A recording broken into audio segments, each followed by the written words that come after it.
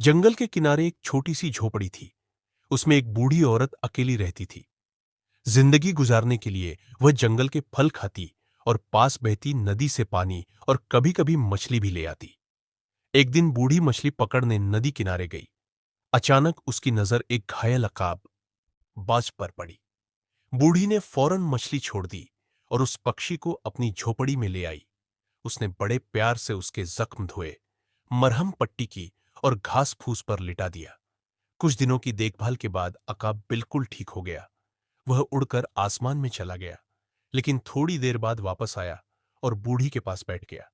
उसकी आंखों में शुक्रगुजारी थी, जैसे कह रहा हो, मेरी जान बचाने के लिए शुक्रिया। उस वक्त बूढ़ी फिर से मछली पकड़ने निकल रही थी। चलते चलते उसकी नजर अकाब के लंबे नाखूनों पर पड़ी। वह रुक गई और खुद से बोली, अरे, इतने लंबे नाखून हैं, ये कैसे कुछ खाएगा?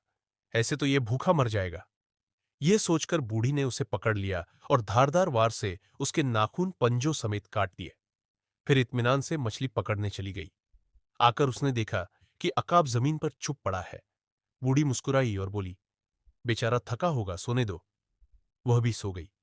मगर जब शाम को नींद खुली और उसने अकाब को देखा, तो वह अब भी वैसा ही पड़ा था।